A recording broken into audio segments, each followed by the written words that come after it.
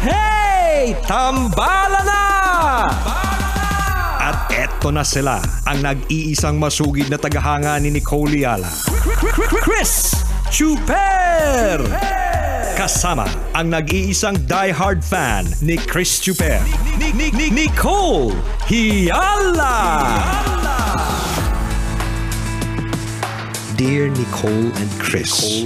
Dear Nicole and Chris. Dear Nicole and Chris. Dear Nicole and Chris.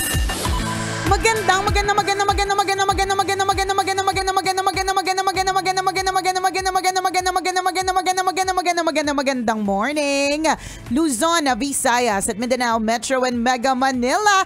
It's a feel good Wednesday. Hi, partner! Hi, partner! Hi, kabisyo! Shout out sa'yo na nagreklamo na naman sa ulam ng nanay mo. Ay, una sa lahat, pasalamat ka, may ulam ka. At yung ulam na yan, ipagpasalamat mo, napakatibay. Noche buena pa yun, di ba? Ano na? Kaya nagreklamo? Hindi part. Ako para sa akin, huwag ka magreklamo. It's more of ingredients reveal, please. Oo nga, no? Recipe reveal, please. Bakit tumagal ng ganyan?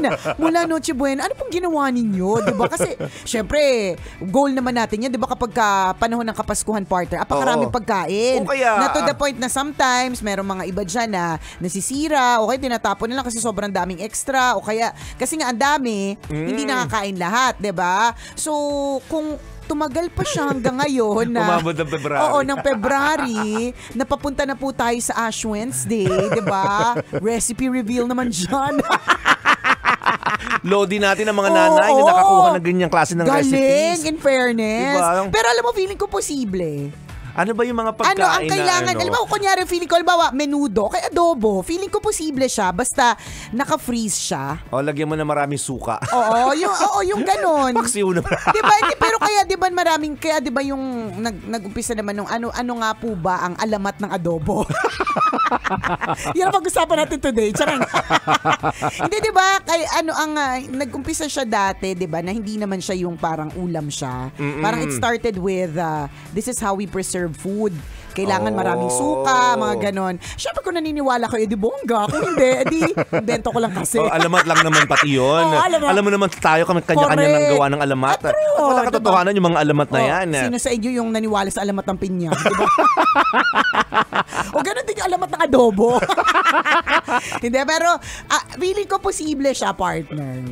Kung posible kasi sa ako pala yon, 'di ba? Ako pala yung nagtagal yung pagkain ng Noche Buena. Feeling ko posible siya kung halimbawa naka-store siya properly, meaning hindi siya, 'di ba? Bakit daw mabilis mapanis ang pagkain? Palibasa, hindi kasi uso sa mga household natin ng serving spoon, 'di ba? Kamay-kamay lang. Pangmayaman, grabe naman. Mas malala pala. Nahalata tuloy. May pa-blazer na nalalaman dyan. Naka-coat ka pa dyan, ha? Sa laula pala sa bahay. Sa laula ka naman sa bahay. Hindi, yung diba? Yung... May serving spoon. May serving spoon. Ay, bakit hindi tayo nagsa-serving spoon sa bahay? Alam mo na malaki na talaga ako sa na-discover. May ganyan pala dapat. Kaya, kami din naman. Diba? Bakit may serving spoon? Diba? Di syempre, of course, for hygienic purposes. Para hindi lahat ng isinubo mo sa bibig mo. Kunyari, yung kutsara mo, isinubo mo na sa bibig mo. Diba? Syempre, may mga ano ka na dyan. May mga germs na dyan. Tapos isasandok mo ulit dun sa sinigang. Diba? So, halo-halo na ng mga germs. Totoo, ilang bibig kayo na kumakain. Correct, tama. Diba? So, yung mga bibig na yon, yung mga laway na galing sa bibig na yon, nagsama-sama na dun sa adobo. Sa isang sabaw. Diba? Sa isang sabaw. Ganun. Kung halimbawa, kumakain pa. Ito, lagi ito nangyari sa amin dati, partner. Kumakain kami, kunyari, ang ulam namin ay sinabawan, tapos galunggong. Ganyan. Mahilig kami na yung galunggong namin may ketchup. Lalagyan mo ng ketchup, 'di ba? So syempre may konting ketchup pa yung may konting ketchup pa yung kutsarang gamit namin. Tapos isasawsaw dun sa sabaw. So yung sabaw kahit na dating clear na nagiging pink, 'di ba? Kasi nahaluan na ng ketchup. So sa madaling salita may mga ganyan. Kaya dapat may serving spoon. Totoo tayo yun. kasi din nagsa-serving spoon kasi ang iniisip natin ganito, kapatid ko naman 'yun nanay ko naman 'yun, 'di ba? Huwag tayong umarte, 'di ba? Pero mas tama 'yun. Ako yung kutsara nililinis ko ng bibig bago ko ilagay doon sa sabaw. Ang galing-galing mo talaga sa part na yan. Proud na proud ka pa. At least walang ketchup, walang bahid hot sauce, At least diba? hindi magiging pink yung sabaw. Correct. May na-resolve na isang... Di ba ganun tayo? Correct. Tapos lagay sa sabaw. May na-resolve na isang issue. Apakatalino mo talaga. Nakakalodi ka talaga, partner. Alay na alay dyan suot ko ngayon. Correct. May pasut-sut ka pang nalalaman siya. Kinakamay mo naman pala yung sinabawan. Diba? Tapos isa pang dahilan bakit tayo. Kasi syempre nisip na, nanay ko naman, yung kapatid ko naman, kaarte ba kami, diba? Kasi lollipop nga, magkakapatid, diba? Nagpapasapasahan, diba? So okay lang yung mga, wag tayong so nauna talaga kayo. Nauhuli ka rin. Apat kami magkakapatid, mahirap lang kami, partner eh. Share sa isang lollipop. Hindi namin afford yung isang chupa chups, mahal yun eh. O yun. Ang isa pang dahilan, kasi dagdag hugasin kasi pag may serving spoon. Oo, kaya. Diba? Siyempre, wala namang masipag maghugas sa plato sa bahay. Kaya nga, pahirapan ka kaya laging ganyan. Lahat galit, diba? Lahat so galit. hindi tayo serving spoon. Tama, yun po yung kadahilanan kung bakit ganyan. So parang feeling ko, babalik tayo, feeling ko posible talaga siya kung di sa laula sa loob ng bahay. Ibig sabihin, hindi nahaluan ng kutsarang ginamit na, yung kunyari nakalagay sa microwavable na adobo or menudo, feeling ko yung may sarsa. Hindi ko rin sure. Tapos kapag ka-freeze, feeling ko actually, magtatagal siya. Yung nanay mo pa lang ganun, doon na nag-umpisa sa nanay mo yun. Tinan mo habang halo ng halo, tikim ng tikim. Kaya madaling niya papanis. Ganun. Di ba yung dila niya, nam, tapos babalik niya yung kutsara doon sa pinaglulutuan niya. Alam niyo po hanggang ba? sa tapos na magluto, malamig na yung ulam, tikim pa ng tikim. Tapos sasabihin niya, anak, busog na ako. Kasi tikim ng tikim yan habang nagluluto. Alam niyo po mga kabisyo, nung meron kaming endorsement dati tungkol sa pagluluto. Noon lang po namin nalaman na kailangan iba paling kutsarang gagamitin pang tikim. Nahuli kami. Ng mga salaula talaga kami sa buhay. Apakarami. Kasi yun talaga sa amin. Kunya, nagluluto ka. Hindi pa titikman mo. O pagkatapos parang pag feeling mo matabang pa, di maglalagay ka ng kung anong dapat mo ilagay para magkalasa. Kasi yung same na kutsara niyo na pinantikim mo, yun din yung papantikim mo ulit. Nung nag-cooking lesson kami, nun lang namin nalaman, ay dapat iba-iba palang kutsara. Sayang naman sa hugasin. Totoo yun. Sa madaling salita, bawat tikim, iba't ibang kutsara gagamitin mo yun. Ewan ko po kung kami lang hindi gumagawa, umamin din kayo. Kasi baka mamaya tayo lang pala yung sa laula. Kasi totoo nga naman, madumi po yung bibig natin. Napakaraming bakterya sa loob ng bibig natin. So kada tikim mo, ibabalik mo doon sa niluluto mo, tendency is kakapit. Paano kung kung medium rare yung luto mo, hindi na talaga lutong-luto, 'di ba? Di yung bakterya na sa piniprito mo, diba, nandun nakakapit siya, hindi siya mamamatay unless pinakuluan mo ng bonggang-bongga. Correct. Pero na mga 3 days. 3 days yung papakulo. Patayin natin yung germs, 3 days natin yung pakuuluan. Lusaw-lusaw na yun. Pero totoo yun. Noon lang din namin nalaman. Ilang taon na malaki kami noon. Malaki na kami noon. Correct. Matanda na kami. 30 years old na yata kami noon. Mga ganon. Napahiya nga kami ng konti sa kliyente noon. Yun yung endorser natin. Bakit ganyan? Hindi nila alam yung etiquette sa kusina. Mali po namin kasi kain na po kami talaga ng kain. Sorry na po. Tao lang nagkakamali. Sorry na. Sa bawat tikim mo, ibabalik mo yung kutsara sa bawat tikim mo. Hindi babalik, ilalagay mo na sa lababo. Sa hugasan. Tapos gamit ka ulit ng bagong kutsara. Alam mo, hindi siya posible sa bahay talaga namin. Kasi ang daming kutsara nung huhugasan talaga. Kaya.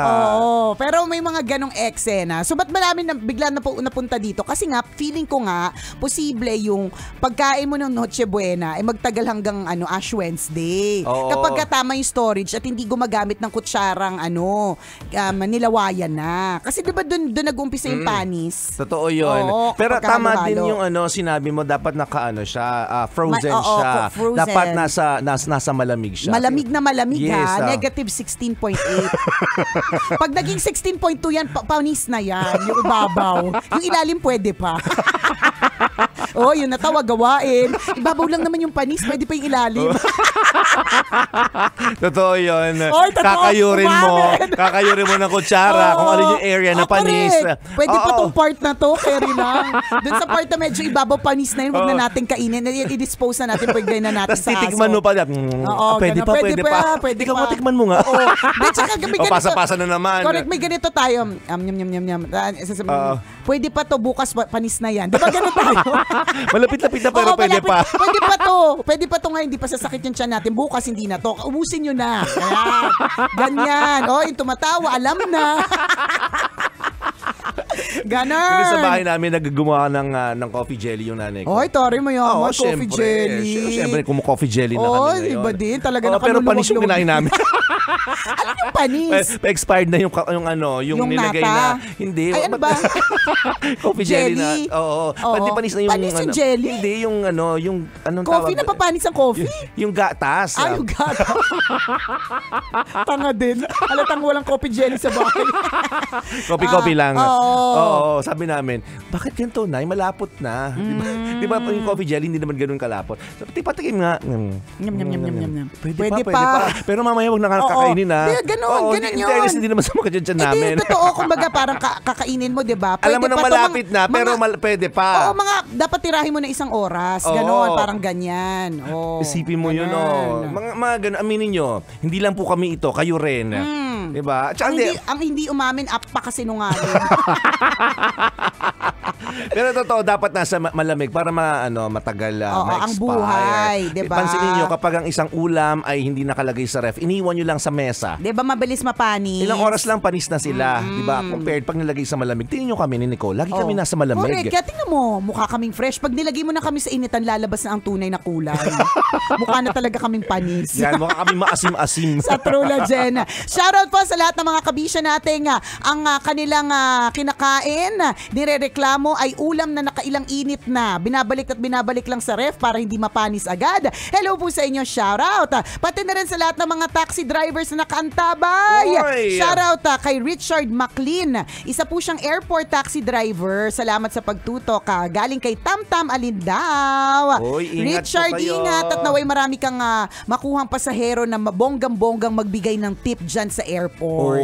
Para makauwi na kaagad na maaga, maka-boundary na kaagad na maaga. At makabanding na ang pamilya ng maaga. Yan. Galingan kay Tamtam, Alindaw. At sa lahat ng mga kabisya natin na inantabayanan din po, speaking of pag-antabay, di ba? May mga umaantabay sa atin sa tambalan. Meron din namang umaantabay ng big reveal natin, di ba? Yes. Which happened yesterday.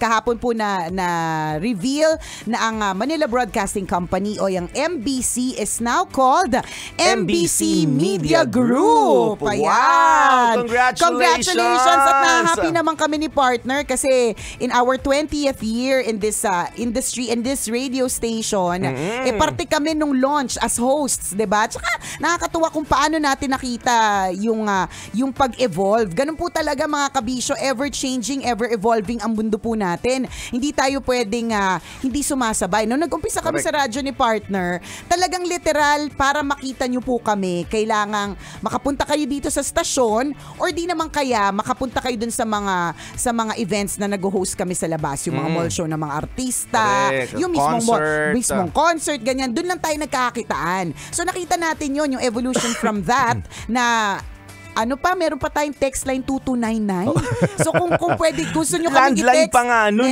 hindi ko na naabutan yung landline. Pero yung Hey, Mr. DJ, can I make a request? Hindi ko na masyadong naabutan yan. Pero may ganon, di ba? So from landline to text line 2299, di ba? To Periscope, kung natatandaan nyo, yung mga unang live po namin ay through Periscope. Hindi pa FB Live. Wala pa. Si Mark Zuckerberg, kaka-post niya lang na ngayon 2024 marks also the 20th year of Facebook. Sabay pala yung tambalan at Siyempre, yung tropa Facebook. natin yan. Ganun talaga, birds of the Nakalimot same lang yan kasi yumaman na. Oo, ganun talaga pag nakakaluwag-luwag na, nakakalimot na. Dati nautangan natin yan si Mark Sira ulo tong dalito, sabi talaga. Tapos ngayon, porque ikaw na may-ari ng Facebook, di na kami nakakautang. Grabe din to si Mark Parang di natin alam ang sikreto niya nung araw So nakita natin yung evolution, di ba? Isipin mo, 20 years ago, there was no Facebook.